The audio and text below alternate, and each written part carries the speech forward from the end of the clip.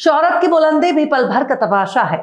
शोहरत की बुलंदी भी पल भर का तमाशा है। जिस डाल पे बैठे हो वो टूट भी सकती है। सलाम, नमस्ते, सत श्री अकाल। मैं हूं आपके साथ हर्षिता मिश्रा और आप देख रहे हैं टाइम्स मेल। इस वक्त इजराइल के भीतर बड़ा ही अजीबोगरीब हालात देखने को मिल रहे हैं। बीते 15 महीने के दौरान जिस हमास ने रॉकेट से हमले नहीं किए, अब वही हमास इजराइल पर हमले भी करने लगा है। पर सवाल है कि हमास बहुत कमजोर हो चुका था। दुश्मन को कमजोर समझना ही इजराइल के लिए अक्सर महंगा पड़ जाता है। पर यमन की तरफ से होने वाले हमले रुकने का नाम ही नहीं ले रहे हैं। हौतियों ने एक बार फिर से इजराइल पर हाइपरसोनिक बैलिस्टिक मिसाइल दागी है। हौतियों के ऊपर अमेरिका और ब्रिटेन हमले भी कर चुके हैं। यहां तक कि खुद इजराइल भी यमन पर हमले कर चुका है। पर इनके किसी भी हमले का हौतियों की सेहत पर कोई असर नहीं हो रहा। हौतियों के जिन जिन ठिकानों पर अमेरिका, ब्रिटेन और इजराइल ने हमले करके बहुत नुकसान करने का दावा किया था, अब उन्हीं जगहों से हौती हमला कर रहे हैं। यमन के हौतियों ने अब फिर से बेन गुरियन एयरपोर्ट को निशाना बनाया। इजराइल के लोगों को हमेशा आधी रात में उठकर शेल्टर में भागना पड़ता है, क्योंकि हौतियों के हमले होने पर इजराइल के भीतर सायरन बजने लगता है और सायरन के बजते ही भगदड़ मच जाती है। इजरायली नीचे गिरकर घायल हो जाते हैं। पर मंगल के रोज साल के आखिरी दिन भी यमन के हौतियों ने अपने हमले को जारी रखा। यहां तक कि इजराइल पर हमले के साथ साथ अमेरिका के एयरक्राफ्ट कैरियर को भी निशाना बनाना शुरू कर दिया, जिसके बाद तेल अवीव से लेकर वॉशिंगटन तक हड़कंप मचा हुआ है। इजराइल तो हमेशा की तरह रटा रटाया भाषण सुना देता है, पर अमेरिका की सट्टी पट्टी गुम हो चुकी है। हौती को ज्यादा कमजोर और कमतर समझना अमेरिका के लिए ठीक नहीं है। वहीं नेतन्याहू को अस्पताल के तहखाने में रखा जा रहा है। मतलब लाखों लोगों का कातिल नेतन्याहू को अपनी जान बचाने के लिए हॉस्पिटल के तहखाने में रहने के लिए मजबूर होना पड़ रहा है। आखिर कैसे तेल अवीव से लेकर वॉशिंगटन तक पसरा सन्नाटा? आखिर कैसे हौतियों के हमले से दहल उठा इजराइल का आसमान?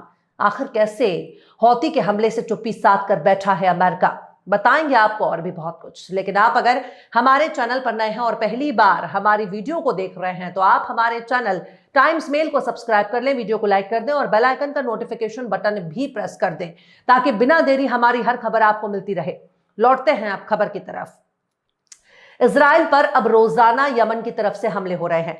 सोमवार देर रात सेंट्रल इजराइल में सायरन बजने लगा। अवीव समेत कब्जे वाले कई इलाकों में खतरे का सायरन बजने लगा। इस सायरन के बाद तुरंत ही बेन गुरियन इंटरनेशनल एयरपोर्ट पर एयर ट्रैफिक को रोक दिया गया। मिसाइल हमले से निकले छर्रे बेत शेमेश इलाके में भी गिरने की खबर आई है। वहीं यमनी आर्म्ड फोर्स के प्रवक्ता यहिया सारी ट्विटर पर जारी बयान में कहा कि 31 दिसंबर 2024 को लोगों की हिमायत करने पर हमारे देश के खिलाफ इजराइल, अमेरिकी और ब्रिटिश हमले के जवाब में 2 मिलिट्री ऑपरेशन चलाए गए, जिनमें से पहला फिलिस्तीन के कब्जे वाले याफा इलाके पर हमला किया गया, जहां पर इजरायली दुश्मन का बेन गुरियन एयरपोर्ट मौजूद है। और बेन गुरियन एयरपोर्ट को फिलिस्तीन 2 हाइपरसोनिक बैलिस्टिक मिसाइल के जरिए निशाना बनाया गया, जबकि दूसरे ऑपरेशन में जुल्फिकार बैलिस्टिक मिसाइल का इस्तेमाल करके कब्जे वाले यरूशलेम के दक्षिण में पावर स्टेशन को निशाना बनाया गया। दोनों मिसाइलों का हमला कामयाब और सटीक रहा। यहिया सारी बता रहे हैं कि ये दोनों operation Naval force, missile force और यूएवी फोर्स के जरिए ज्वाइंट ऑपरेशन किया गया और इसी के जरिए अमेरिकी aircraft carrier Harry S Trueman को बड़ी तादाद में ड्रोन और क्रूज मिसाइलों से निशाना बनाया गया।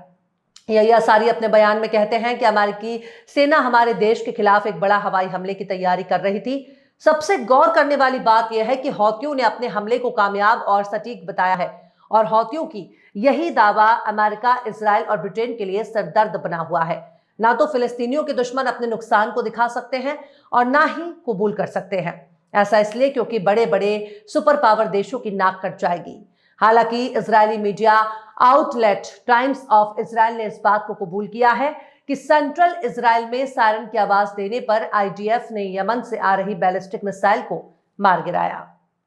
मतलब हौतियों के मिसाइल हमले को इजरायली मीडिया भी कंफर्म कर रहा है, पर दावा कर रहे हैं कि इजरायली सेना बैलिस्टिक मिसाइल को रोक दिया। खैर, इजराइल को अगर कोई नुकसान होता भी है तो उसे छुपाने के लिए उसके पास मिलिट्री सेंसरशिप मौजूद है। पर हौतियों के हमले पर इजराइल के सबसे बड़े आका अमेरिका ने चुप्पी साध रखी है। हमारे खबर लिखे जाने तक हौतियों के हमले पर अमेरिका की तरफ से कोई जवाब नहीं आया। यहां तक कि Israel media outlets times of Israel ने भी अमेरिका पर हमले की खबर में यही बताया है कि हूतियों के हमले पर अमेरिका सेना का कोई बयान सामने नहीं आया। पर हूतियों की तरफ से यह हमला ऐसे वक्त में हो रहा है जब नेतन्याहू सर्जरी के बहाने हॉस्पिटल में दुम दबाकर आराम फरमा रहे हैं। हूतियों के अलावा हमास की तरफ से भी रॉकेट दागे जाने की खबर सामने आई है, पर इससे नेतन्याहू को टेंशन लेने की कोई जरूरत है, क्योंकि नेतन्याहू को हॉस्पिटल के तहखाने में रखा जाएगा ताकि उनको कोई खरोच ना आ सके। शनिचर को इजरायली सेना ने गजा के बेत हनून इलाके से दागे गए 2 रॉकेटों को रोक लिया, जो बताने के लिए काफी है कि हमास अभी भी अपने पैरों पर खड़ा है, न सिर्फ लड़ रहा है बल्कि इजराइल पर हमले भी कर रहा है, क्योंकि तकरीबन 15 महीने की इस जंग के बाद ये एक दुर्लभ घटना थी। वहीं फिलिस्तीनी मीडिया रिपोर्टों से पता चला है कि 180 से ज्यादा बच्चे इजरायली हमले में मारे गए हैं। पर सबसे ज्यादा तकलीफ की बात यह है कि अपना पहला बर्थडे मनाने से पहले ही जान गंवाने वाले मासूम बच्चों की तादाद अब 800 से ज्यादा हो चुकी है। इसके हमले में तकरीबन 17,000 से ज्यादा बच्चे मारे जा चुके हैं। वहीं एक निगरानी समूह ने बताया कि बीते दिनों इजरायली सेना के जरिए किडनैप किए जाने के बाद 5 फिलिस्तीनियों की इजरायली हिरासत में मौत हो गई है। फिलिस्तीनी कैदी क्लब ने पीर के रोज 5 फिलिस्तीनियों की मौत को कंफर्म किया है। फिलिस्तीनी कैदी सोसाइटी ने बताया कि जंग शुरू होने के बाद तकरीबन 11,400 से ज्यादा लोगों की गिरफ्तारियां की गई हैं, जिनमें गजा में बंद लोगों को शामिल किया गया है, जहां यह तादाद हजारों में होने का अंदेशा है।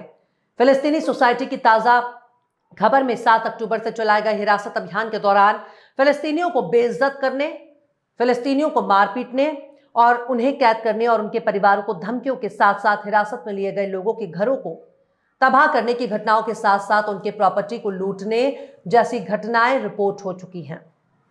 वहीं कब्जे वाले फिलिस्तीन यानी वेस्ट बैंक में फिलिस्तीनी अथॉरिटी पूरी तरह से इजराइल की गुलाम बन चुकी है। फिलिस्तीनी अथॉरिटी की सिक्योरिटी फोर्स ने जेनिन में एक युवा महिला पत्रकार का कत्ल कर दिया। जेनिन सरकारी अस्पताल ने शनिचर की देर रात बताया कि 21 साल की शता अल सब्बाक के सिर में गोली लगने से मौत हो गई है। उसके परिवार ने फिलिस्तीनी सिक्योरिटी सर्विस पर जेनिन में उसके घर के पास गोली चलाने का आरोप लगाया, जहां फिलिस्तीनी अथॉरिटी दिसंबर की शुरुआत से फिलिस्तीनी हथियारबंद संगठन पर हमले को अंजाम दे रही है। हालांकि अगर गौर से देखा जाए तो फिलिस्तीनी अथॉरिटी के अध्यक्ष महमूद अब्बास पर बार बार इजरायली एजेंट होने का इल्जाम लगता रहता है। वहीं 7 अक्टूबर 2023 से अब तक इजरायल के हमले में कम से कम 45,541 फिलिस्तीनी मारे जा चुके हैं। फिलिस्तीन की सरजमी 70 साल से सलाउद्दीन अयूबी को याद कर रही है, उमर को याद कर रही है, ताकि फिलिस्तीन को आजाद करा सके। बहरहाल चलते चलते आखिर में बशीर बद्र ने भी क्या खूब फरमाया है, जिंदगी तूने मुझे कब्र से कम दी है जमीन, जिंदगी तूने मुझे कब्र से कम दी है जमीन, पांव फैलाऊं तो दीवार में सर लगता है। फिलहाल इस खबर में बस इतना ही। इस खबर को आप हमारे साथी शम्स तबरेज की कलम से सुन रहे थे। आपको कैसा लगा कमेंट बॉक्स में जरूर बताइएगा। वीडियो पसंद आए तो लाइक करें। हमारे यूट्यूब के वीडियो लिंक को फेसबुक, ट्विटर, व्हाट्सएप पर अपने रिश्तेदार, यार, दोस्तों को भी शेयर करें। और बेबाक, निष्पक्ष, स्वतंत्र पत्रकारिता को सपोर्ट करने के लिए आप हमारे चैनल टाइम्स मेल को जरूर से सब्सक्राइब करें। और हाँ, बेल आइकन की घंटी वाली बटन आप जरूर से दबा दें, ताकि आपको हमारे आने वाले नए वीडियो की नोटिफिकेशन फौरन ही मिल जाए। फिर मिलते हैं किसी और वीडियो में एक नई खबर के साथ। हर्षिता मिश्रा को दीजिए इजाजत। जय हिंद। अगर अभी तक आपने हमारे चैनल टाइम्स मेल को सब्सक्राइब नहीं किया है तो जल्दी से सब्सक्राइब कर दें और बेल आइकन भी प्रेस कर दें।